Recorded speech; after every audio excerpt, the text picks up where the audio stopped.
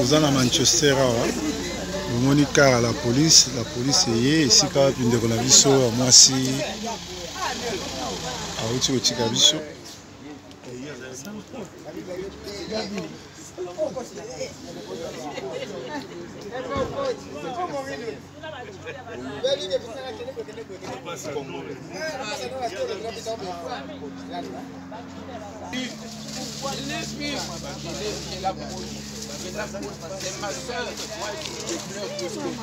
Communauté nyonso ya Libanda.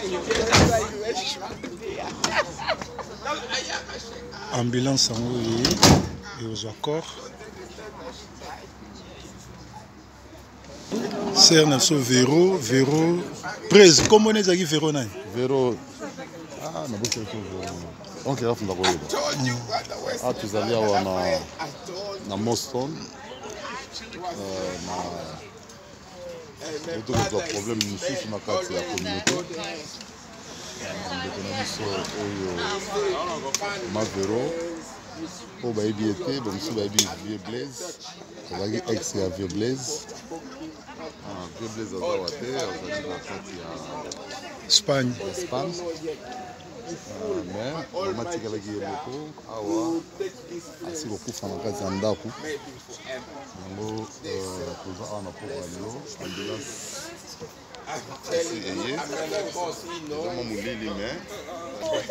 Nani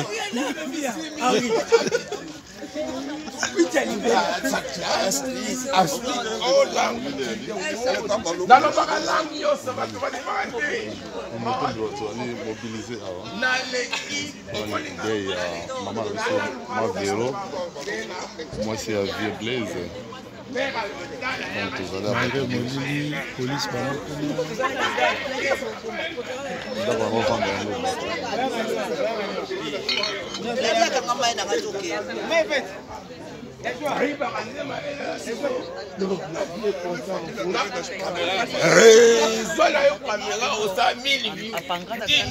déjà au Tcheba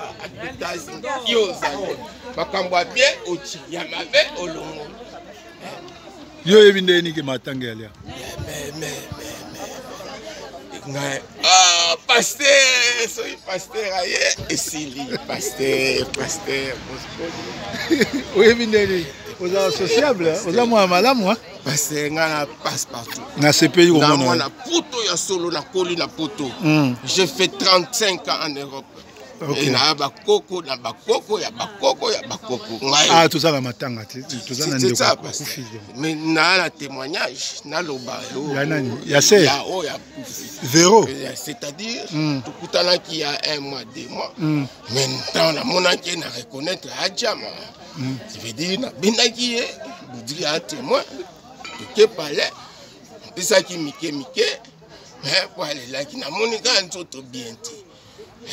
Lobby na moi ya qui a préparé parce que la famille à moi c'est vie to fandi ne to fanara no boyebi mais ça m'a trop congolais to lingala rati sokaki parce que to lingala rati eza lelo pasteur au te ya bana mboka botoza la ini.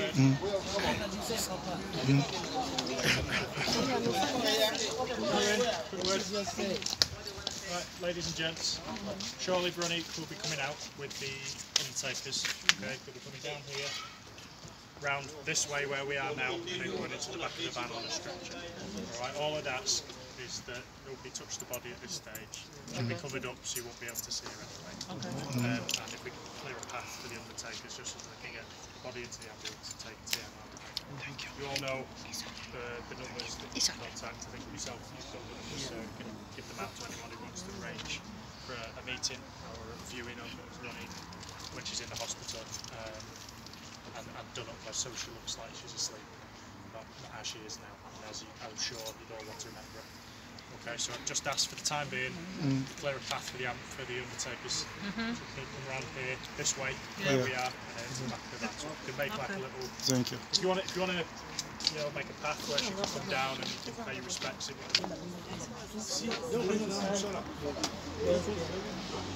So it took them like less than 10 minutes to take her away. Are they coming? Bah.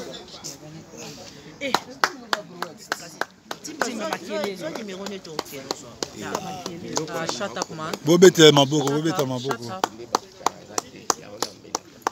Corps yende on absolument c'est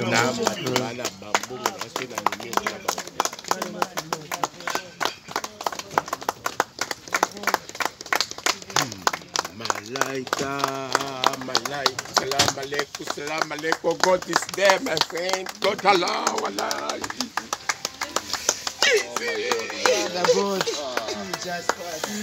Mama.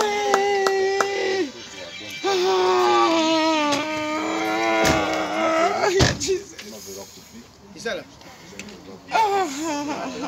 Jesus, my friend. Thank you, Jesus, my friend.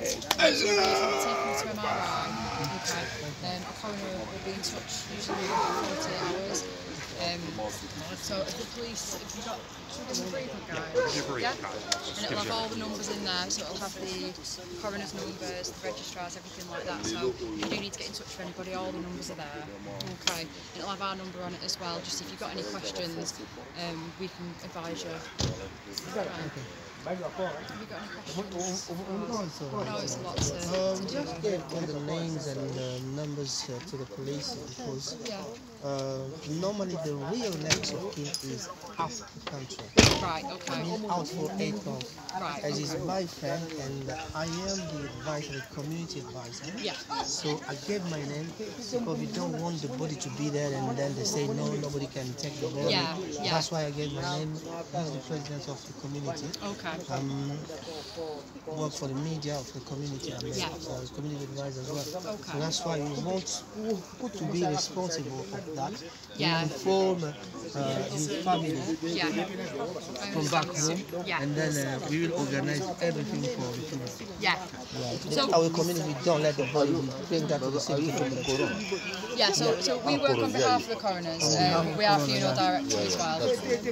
But yeah, all the numbers are on the back. So the issues that you do have, the queries that you do have, if you do speak to the coroner, they'll be able to advise you further of what you need to do in order to get your wishes fulfilled for her. Okay. Is that all right? Yes, fine. Will the coroner, don't worry. No. Okay. All right. Thank you very much. All right. Thank you. To betele maboko asuka akene na. Betele maboko.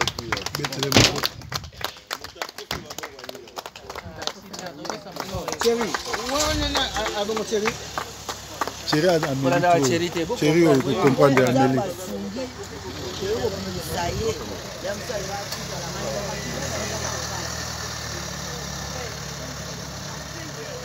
Yeah, it's MRI, Manchester Rail Infirmary. Yes, Manchester Rail Infirmary. Okay, guys. No, they don't have a mortuary there, they only have one MRI. Keys will be booked into our property and then released to the coroners. So it's all locked up now, secure. And then family members will be informed. Thank you very much. Okay. Thank you. It's not family member. Yeah, we are all I family know. members. It's community. No, I'm just trying to tell It's a big community.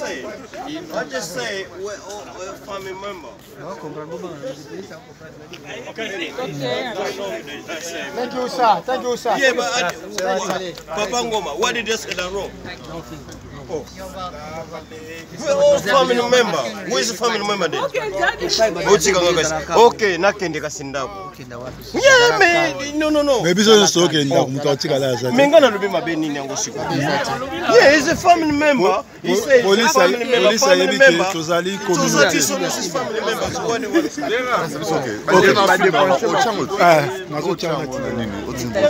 Tangazolo ba family member. I don't choose someone. Yeah, azana ndekunena nyango.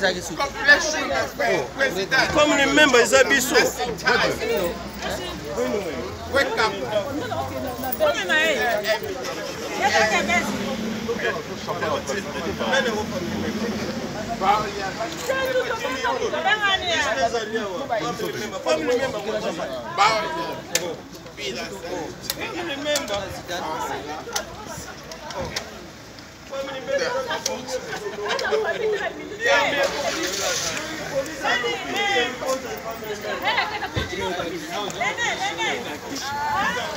Ngana ukendete ngana kulala Venanga Salomon, de déformé.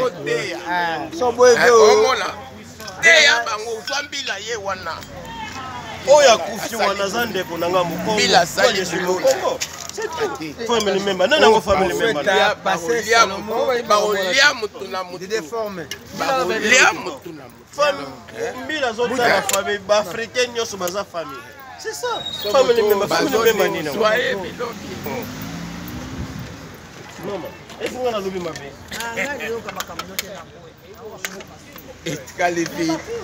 Etikali vide. Mususu akota kuna voilà.